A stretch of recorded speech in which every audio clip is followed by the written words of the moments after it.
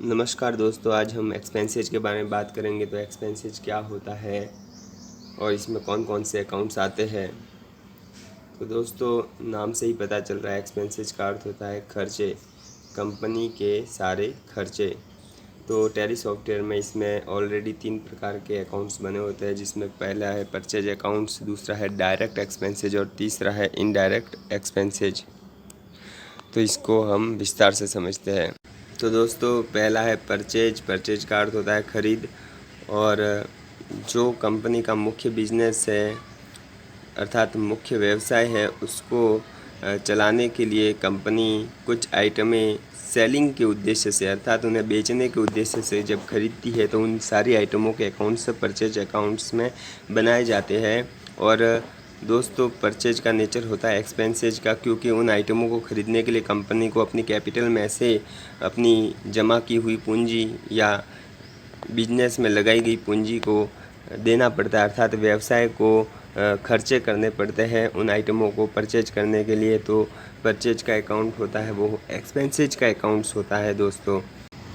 तो दोस्तों, यहाँ पर एक चीज़ का ध्यान रखना कि कंपनी अपने बिजनेस को आसान करने के लिए कुछ चीज़ें खरीदती है, जैसे कंप्यूटर खरीद लेती है, एसी खरीद लेती है, फर्नीचर खरीद लेती है, या ऐसा कुछ भी आइटम्स परचेज करती है जिसका वह बेचने के लिए खरीदती नहीं है, अर्थात जिसका वो बिजनेस नहीं करती है, जो सेलिंग के उद्देश्य से नहीं खरीदी जाती है, अर्थात उसका मुख्य बिजनेस नहीं है वो, तो उनको परचेज अकाउंट में नहीं डाला जाता है दोस्तों।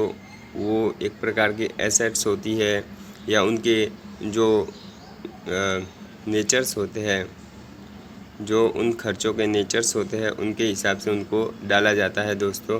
तो ध्यान रखिएगा, परचेज में सिर्फ वे ही आइटम्स आती है जो कंपनी अपने वापस बेचने के उद्देश्य से अर्थात उसका जिसका मुख्य व्यवसाय करती है, उन आइटमों को ही परचेज में डाले। तो दोस्तों, अब हम एक्सपेंसेज के अंतर्गत जो दूसरा अकाउंट्स है डायरेक्ट एक्सपेंसेज, उसकी तरफ बढ़ते हैं।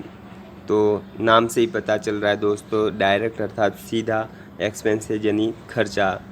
कंपनी के वे सारे खर्चे जिनका बिजनेस पर डायरेक्ट प्रभाव पड़ता है, अर्थात इन्हें न किया जाए तो बिजनेस ठप हो सकता है। ऐसे समस्त खर्चे जिन्हें करना ही करना ज़रूरी होता है, उनको डायरेक्ट एक्सपेंसेज में रखा जाता है। तो दोस्तों डायरेक्ट एक्सपेंसेज को उदाहरण से समझते हैं कि कंपनी ने कुछ कच्चा माल ख़रीदा, तो उसको जब वहाँ से लेके आई तो उसको वहाँ का ट्रैवलिंग का किराया देना पड़ा। तो यह जो खर्चा है वो उस परचेज किए हुए आइटम के साथ ही जुड़ेगा। तो यह कंपनी का डायरेक्ट एक्सपेंसेज है, क्योंकि यह खर्चे का जो सीधा संबंध है वो कंपनी के मुख्य व्यवसाय से जुड़ा हुआ है।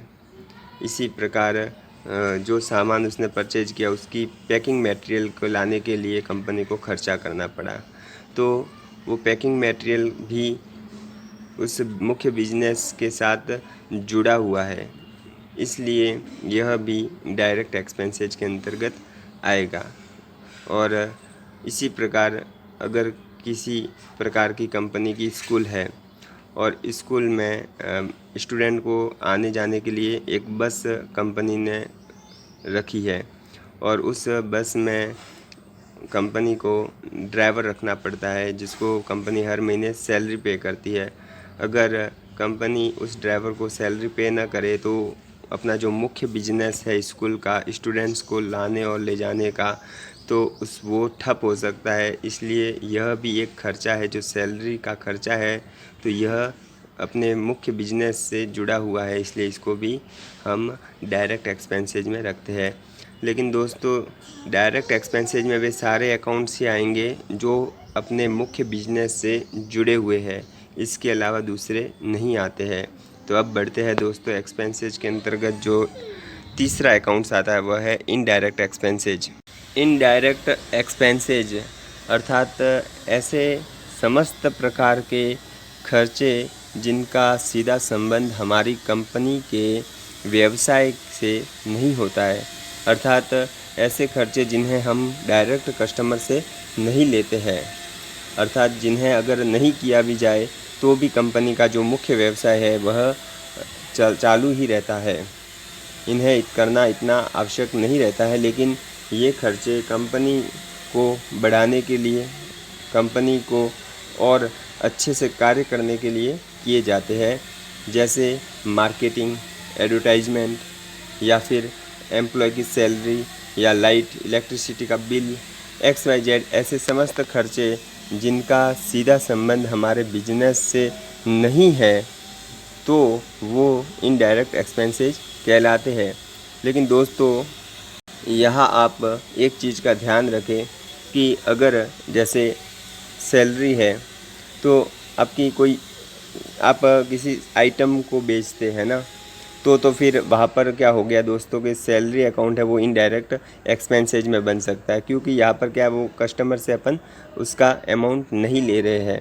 लेकिन दोस्तों अगर आपका जैसे स्कूल है और स्कूल में आपके टीचर रखे हैं तो वहाँ पर आप सैलरी दे रहे हैं, तो वो है ना आपके मुख्य बिजनेस से जुड़ा हुआ अकाउंट है, वो डायरेक्ट एक्सपेंसेज में जाएगा, वो इनडायरेक्ट एक्सपेंसेज में नहीं आता है दोस्तों, क्योंकि वो मुख्य व्यवसाय से जुड़ा हुआ है। जबकि आपका कोई किसी आइटम को बेचते हैं तो वहाँ पर किसी एम्प्लॉय को सैलरी दे रहे हैं तो वो मुख्य बिजनेस से जुड़ा हुआ नहीं है। इसको मैं और अच्छे से समझा देता हूँ दोस्तों कि जैसे यहाँ पर क्या हुआ कि स्कूल है ना, तो उसकी जो इनकम है वो स्टूडेंट्स से आ रही है, और स्टूडेंट से इनकम आ रही है तो वो जो डोनेशन देते हैं वो कंपनी की डायरेक्ट इनकम हुई है ना, और वो फ़ी के रूप में आएगी।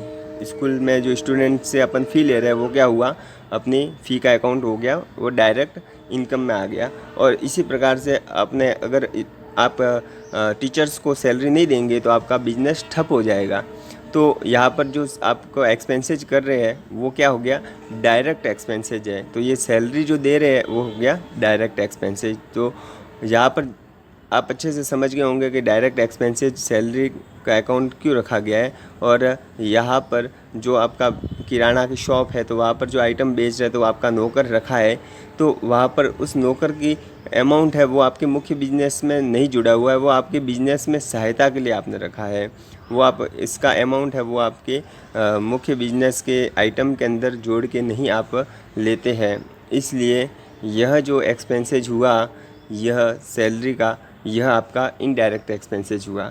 तो आप समझ गए होंगे कि इनडायरेक्ट एक्सपेंसेज और डायरेक्ट एक्सपेंसेज क्या होते हैं और परचेज अकाउंट्स के अकाउंट्स में किस प्रकार के एक्सपेंसेज आते हैं। क्योंकि परचेज जो आप करते हैं तो किसी चीज़ को आपने ख़रीदा है तो आपको वहाँ पर कंपनी को पैसा देना पड़ा, वो कंपनी का खर्चा है। जब तक वो चीज़ बिक नहीं जाती या फिर बिके या न बिके उसका भी कोई भरोसा नहीं है, लेकिन कंपनी ने तो वो परचेज करके एक प्रकार का खर्चा कर ही लिया है।